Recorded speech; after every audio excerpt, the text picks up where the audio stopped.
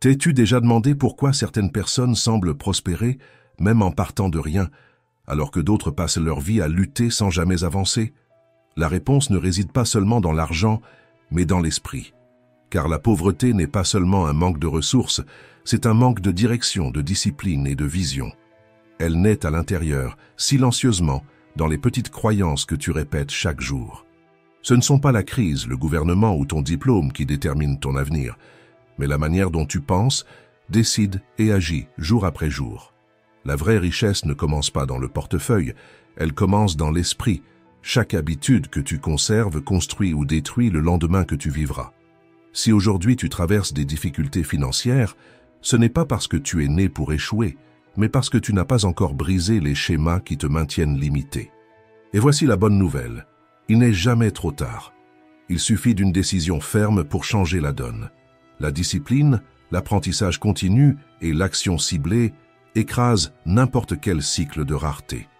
Le succès n'est pas une question de chance, c'est la conséquence inévitable des bonnes habitudes répétées avec persistance. Ce n'est pas la taille de ton salaire qui détermine ta prospérité, mais la façon dont tu en prends soin. C'est cette illusion qu'il faut briser. Celui qui ne sait pas gérer 100 ne saura pas non plus gérer 1000, 10 000 ou 1 million. L'argent ne change personne, il ne fait qu'amplifier ce que la personne est déjà. Celui qui est désorganisé le devient à plus grande échelle.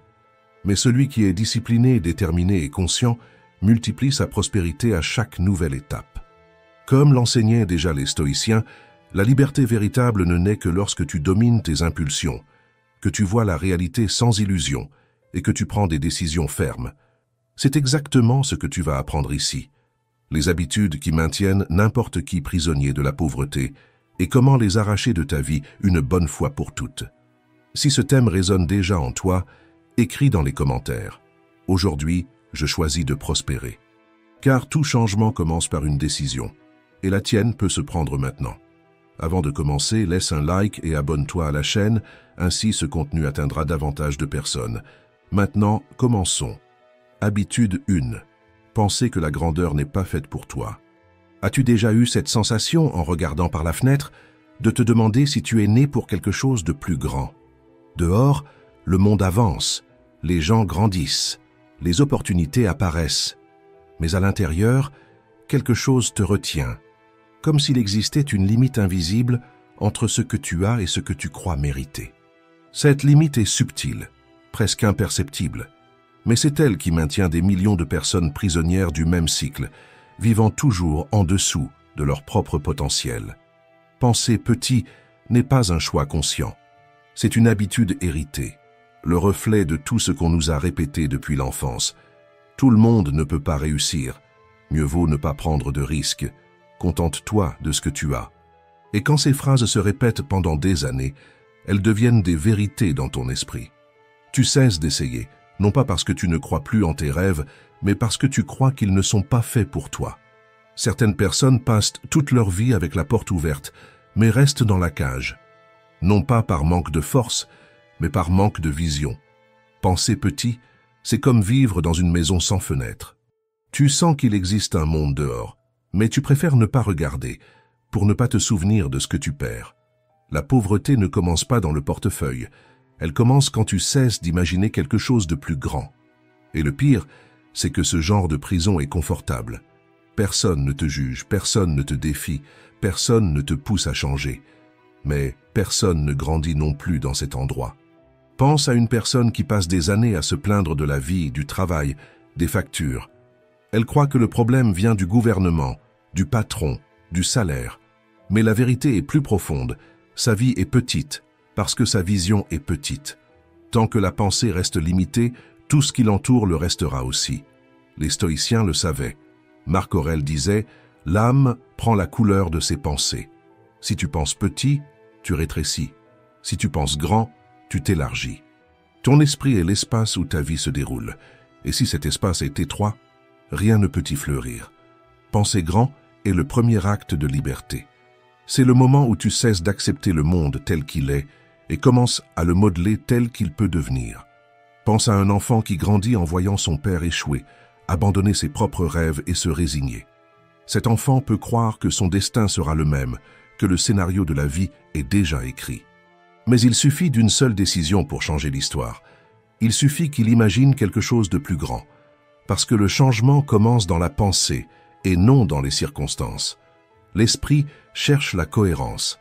Il essaie toujours d'aligner ce que tu crois avec ce que tu vis. Si tu crois être né pour survivre, tu passeras ta vie à éteindre des incendies. Mais si tu crois être né pour réussir, tu commenceras à agir comme un bâtisseur. Penser grand transforme ta manière de parler, de décider et même de marcher. Ce n'est pas de l'arrogance, c'est du respect pour la personne que tu peux devenir. Les stoïciens voyaient l'inconfort comme un signe de croissance. Tout comme la graine doit briser sa coque pour toucher la lumière, toi aussi, tu dois briser les murs mentaux qui te maintiennent petit. La douleur de la croissance est la preuve que tu évolues, et l'inconfort est le prix de la liberté. Si tu entends cela maintenant, c'est parce que tu ressens déjà cette agitation en toi, cette voix qui te dit « Je peux faire plus, je suis né pour plus ». Ne l'ignore pas, nourris-la.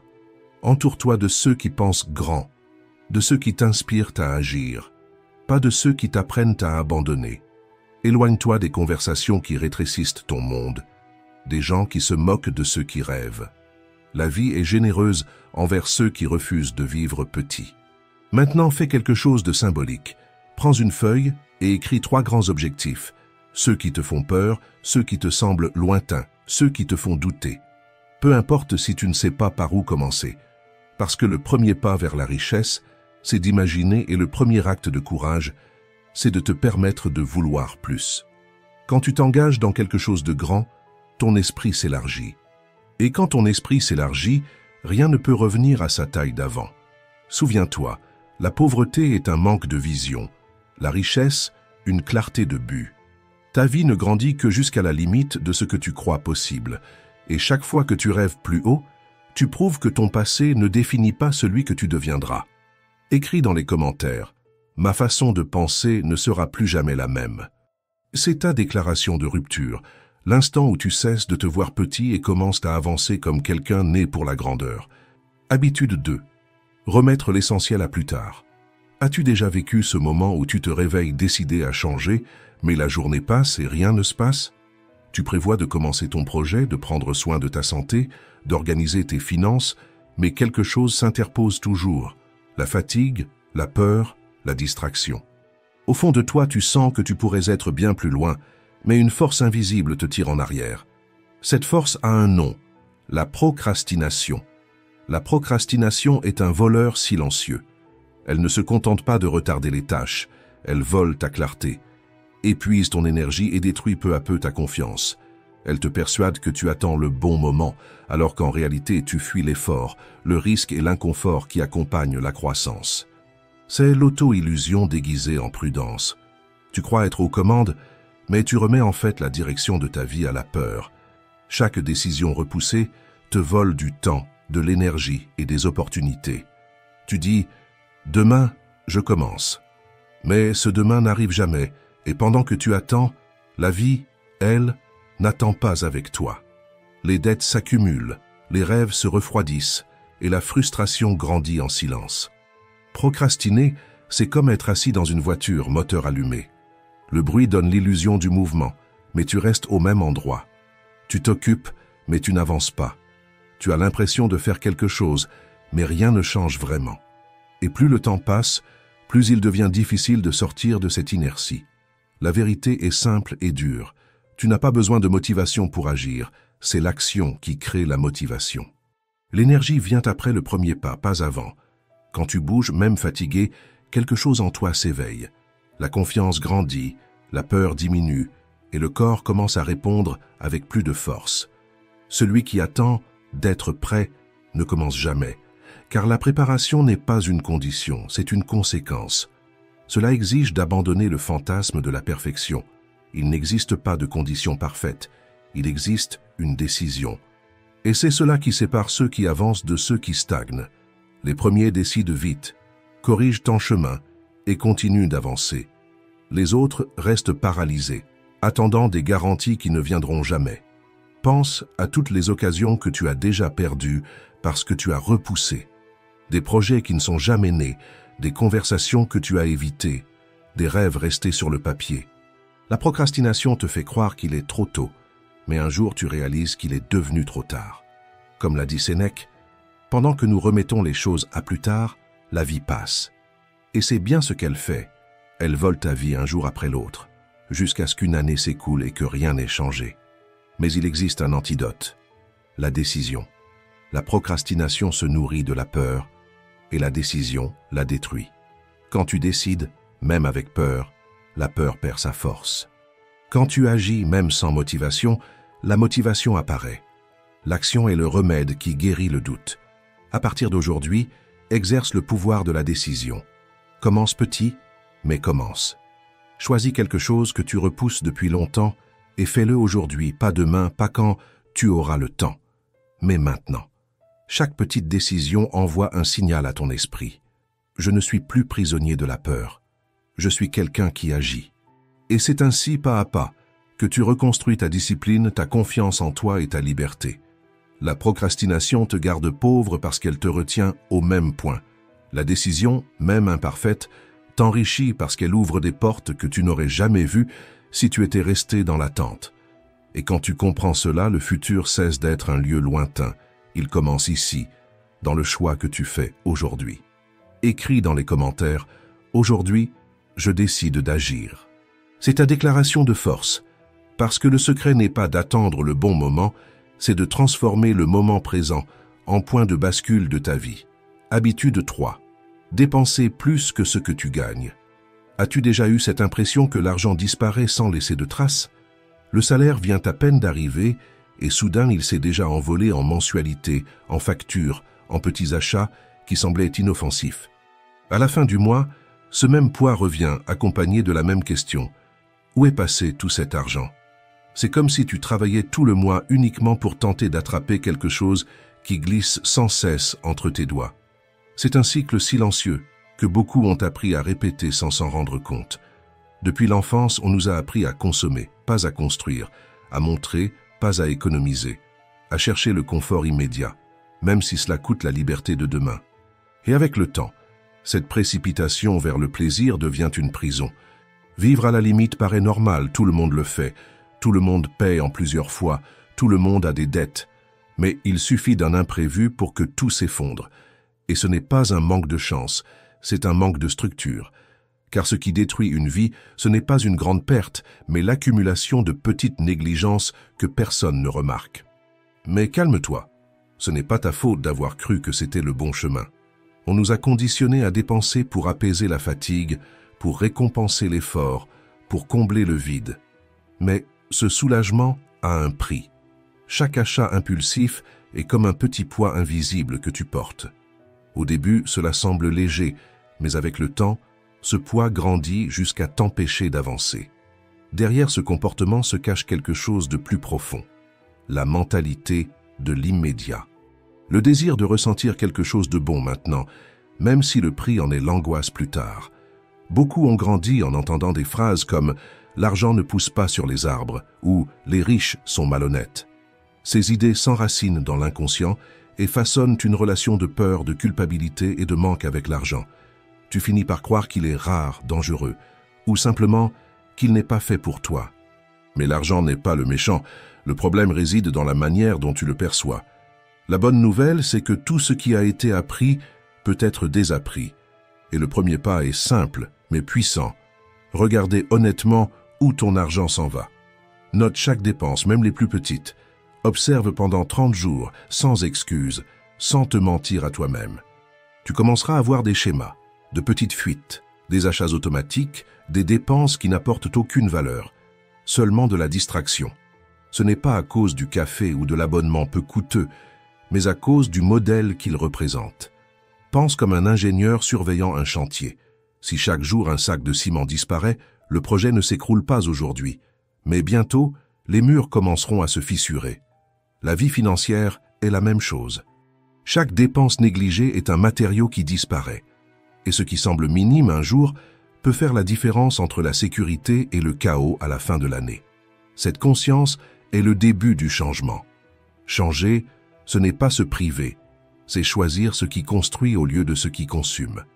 c'est différer la gratification non par culpabilité, mais par objectif. Dire « pas maintenant », non parce que tu ne peux pas, mais parce que tu construis quelque chose de plus grand. Chaque fois que tu économises, même un peu, tu envoies un message puissant à toi-même. Mon avenir vaut plus que mon impulsion d'aujourd'hui. Et ce message, répété chaque jour, transforme qui tu es. Car contrôler son argent, c'est en réalité apprendre à se contrôler soi-même. C'est la maîtrise de soi, la discipline et le respect de soi. Les stoïciens disaient que la richesse se mesure à la capacité de vivre avec moins. Plus d'argent ne t'apportera pas la liberté si ton comportement reste esclave de l'impulsion. La pauvreté ne se trouve pas dans ce qui entre, mais dans ce qui s'échappe sans but. Et plus on dépense pour se sentir bien, plus on s'éloigne du véritable sentiment de paix. Le problème n'a jamais été combien tu gagnes, mais comment tu utilises ce que tu gagnes. Sans contrôle, toute augmentation ne fait qu'amplifier ton mode de vie et multiplier les dettes. Mais quand tu apprends à planifier et à donner du sens à ce que tu as, même peu devient suffisant. La richesse ne naît pas de ce qui entre, mais de ce qui reste, de ce qui est multiplié et utilisé avec sagesse. Au fond, la pauvreté n'est pas un manque d'argent, c'est un manque de direction. La richesse, c'est l'ordre, la conscience et le respect de son propre avenir. Et le premier pas pour tout changer, c'est d'éliminer cette habitude corrosive, dépenser plus que ce que tu gagnes. Quand tu choisis de vivre en dessous de tes moyens, quelque chose change de l'intérieur. Tu cesses d'être esclave du présent et tu deviens l'architecte de ton avenir. Écris dans les commentaires « Mon avenir vaut plus que mon impulsion d'aujourd'hui ». C'est ton affirmation de pouvoir, le début de ta liberté financière et mentale. Habitude 4. Penser que tu n'es pas capable d'atteindre un objectif.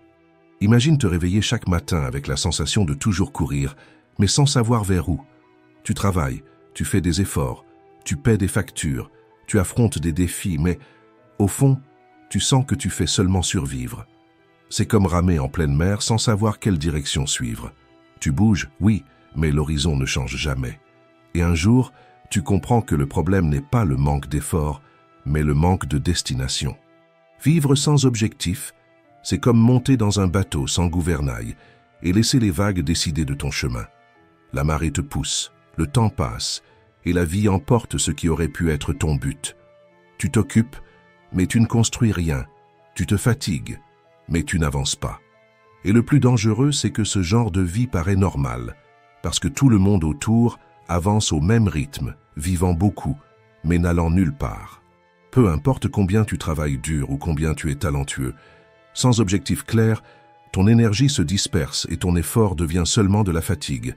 Un homme sans but vit en réaction à ce qui arrive, aux dettes, aux problèmes, aux opinions des autres. Il passe son temps à éteindre des incendies, sans jamais construire quelque chose de solide. Mais au moment où tu définis un véritable objectif, tout change. Ton esprit s'éveille, tes choix s'alignent, et ta routine commence à prendre forme. Soudain, tu comprends ce qui vaut ton temps et ce qui ne le vaut pas. Tu sais ce qu'il faut accepter, ce qu'il faut refuser, ce qu'il faut laisser derrière. Avoir un but, c'est comme allumer une lumière dans l'esprit. Ce qui avant était confusion devient clarté.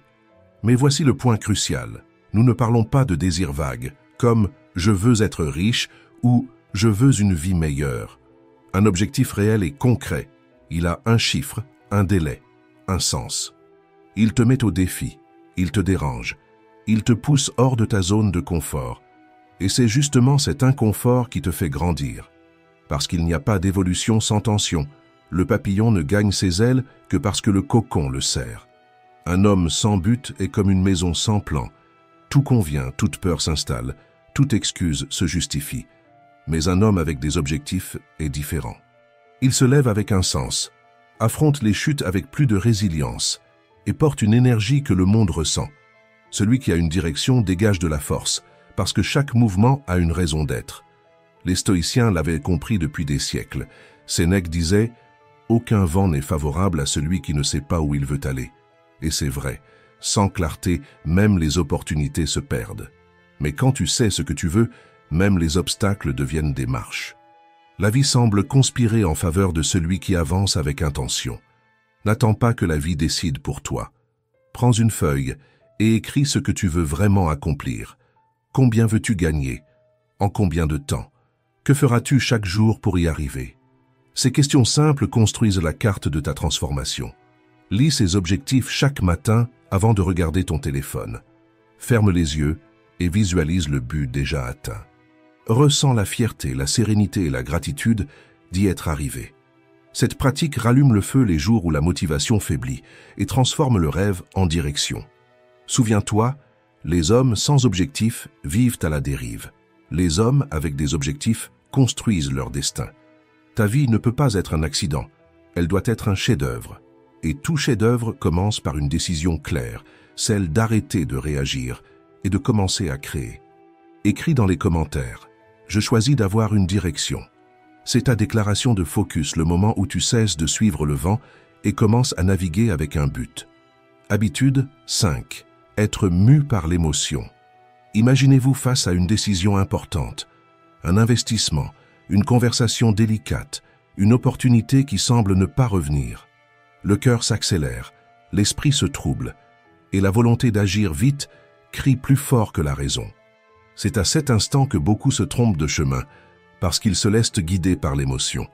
Beaucoup de gens croient que la rapidité équivaut à l'efficacité, mais il existe une immense différence entre agir avec clarté en peu de temps et simplement réagir dans la panique. Lorsque vous agissez poussé par la peur de perdre quelque chose, par la colère ou par l'anxiété, vous prenez presque toujours des décisions qui coûtent cher.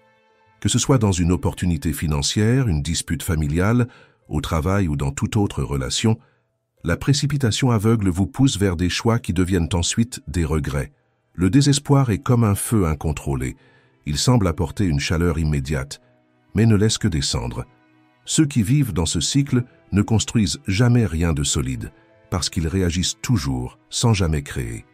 Et ce manque de structure, de pause et de lucidité, c'est ce qui maintient beaucoup de personnes prisonnières de la pauvreté, non seulement matérielle, mais aussi émotionnelle. Pensez au nombre de fois où quelqu'un a dépensé ce qu'il n'avait pas, juste pour ne pas rater l'occasion, ou a dit ce qu'il ne fallait pas, simplement pour décharger la colère du moment. Chaque impulsion de ce genre est un pas de plus vers la pénurie. Parce que la richesse dans n'importe quel domaine de la vie naît du calme, non de la hâte. Les décisions impulsives consomment ce que vous avez, les décisions conscientes multiplient ce que vous construisez. Le contraire du désespoir n'est pas la lenteur, c'est la lucidité. C'est la capacité de respirer profondément, d'observer et d'agir avec stratégie, non avec peur. Cela ne veut pas dire laisser passer les opportunités. Cela signifie avoir le courage de distinguer l'impulsion de la clarté. C'est savoir qu'agir une seconde avant le bon moment peut détruire ce qui a pris des années à être construit. Les stoïciens enseignaient que ce n'est pas l'événement qui nous bouleverse, mais la manière dont nous y réagissons. Et la réaction désespérée est toujours un ennemi intérieur, déguisé en urgence. Marc Aurèle disait « Si quelque chose extérieur te trouble, la douleur ne vient pas de la chose elle-même, mais de ton jugement à son sujet. Et ce jugement ne peut être posé qu'à travers une pause. La pause est l'espace où naît la sagesse. Celui qui apprend à respirer avant d'agir conquiert quelque chose de rare, le pouvoir sur lui-même. C'est dans cet instant, entre l'impulsion et le choix, que commence la véritable maîtrise. Les personnes les plus sages ne sont pas celles qui ne se trompent jamais, mais celles qui savent attendre le bon moment pour agir. Pensez à un guerrier avant la bataille. Il ne bouge pas au premier bruit de menace. Il observe, il analyse, il respire, et quand il décide d'attaquer, c'est avec précision. La vie exige le même type de force, moins d'impulsion, plus de conscience. À partir d'aujourd'hui, retenez la précipitation, contenez l'excitation et choisissez avec clarté. Parce que toute décision désespérée coûte cher, mais toute décision lucide multiplie votre liberté. La différence entre l'échec et la prospérité ne réside pas dans le temps que vous mettez à décider, mais dans la qualité de l'esprit qui décide. Habitude 6. Vivre entouré de personnes qui te maintiennent petit. Imagine-toi dans un environnement où personne ne parle de projet, où personne ne célèbre les victoires, où personne ne rêve de changer. Les conversations tournent toujours autour des mêmes plaintes, des mêmes coupables, des mêmes excuses. Tu essaies même de garder ta concentration, mais peu à peu, Tu sens ton énergie s'épuiser, ta vision se troubler et ton ambition diminuer. C'est ainsi que la pauvreté mentale s'installe en silence à travers les personnes avec qui tu vis. L'environnement dans lequel tu passes la majeure partie de ton temps façonne ta vision, influence tes décisions et définit la norme de ce que tu appelles « normal ». Si autour de toi, il n'y a que des gens qui critiquent la réussite et se moquent de ceux qui rêvent de grand, ce n'est qu'une question de temps avant que tu ne te rétrécisses toi aussi. Tu commences à cacher tes objectifs pour ne pas paraître arrogant. Tu abaisses tes standards pour ne pas déranger et, sans t'en rendre compte, tu acceptes une vie plus petite que celle que tu pourrais avoir. La pauvreté mentale est contagieuse. Personne n'a besoin de t'apprendre à avoir peur, il suffit d'écouter la peur des autres chaque jour. Personne n'a besoin de te convaincre de douter.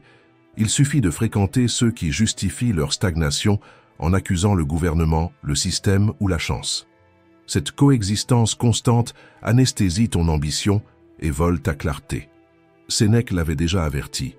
Le caractère des autres laisse des marques en nous. L'environnement n'influence pas seulement. Il imprime des valeurs, des habitudes et même des limites à l'intérieur de toi. Pense à un élève brillant qui commence à fréquenter des camarades qui se moquent de ceux qui étudient. Même s'il essaie de garder le rythme, la force contraire du groupe commence à le tirer vers le bas, jusqu'à ce que l'effort de continuer à grandir devienne trop solitaire. Et la même chose se produit à l'âge adulte. Quand tu t'entoures de personnes qui rient de ceux qui rêvent, tu finis par croire que rêver est de la naïveté. Quand tu t'impliques avec ceux qui se plaignent tout le temps, tu commences à penser que se plaindre est normal. Et quand tu n'écoutes que ceux qui ont abandonné, tu cours le risque d'abandonner toi aussi. La vérité est dure, mais libératrice. Ton destin est directement lié à ton environnement. Non pas parce que tu es faible, mais parce que personne ne grandit sur un sol stérile. C'est comme essayer de planter une graine dans du ciment. Peu importe sa qualité, elle ne fleurira jamais. Mais il suffit de changer de terrain pour que la vie jaillisse avec force. C'est pourquoi tu dois protéger ton esprit comme tu protégerais quelque chose de sacré. Choisis avec sagesse qui a accès à ton temps et à tes pensées. Entoure-toi de ceux qui t'inspirent, de ceux qui te défient, de ceux qui vivent selon les standards que tu souhaites atteindre. Au début, ce sera inconfortable. Tu pourras même te sentir déplacé. Mais cet inconfort est le signe que tu montes de niveau. Quand tu t'entoures de grandeur, l'impossible commence à paraître normal. Tes yeux s'ouvrent à de nouvelles possibilités. Tes standards s'élèvent et soudain, vivre petit cesse d'être acceptable. Le bon environnement ne garantit pas le succès, mais le mauvais environnement garantit l'échec. Et si aujourd'hui tu sens que personne autour de toi ne t'inspire, ne t'inquiète pas. Commence par t'entourer d'idées. Lis de bons livres, écoute des voix qui élargissent ta vision, consomme des contenus qui te défient. La solitude temporaire est un petit prix à payer comparé au coût de rester prisonnier de ceux qui n'iront jamais nulle part. Souviens-toi, l'homme qui protège son esprit protège en réalité son avenir, et cet homme ne sera jamais pauvre, car il a déjà décidé de ne pas vivre en dessous de ses capacités.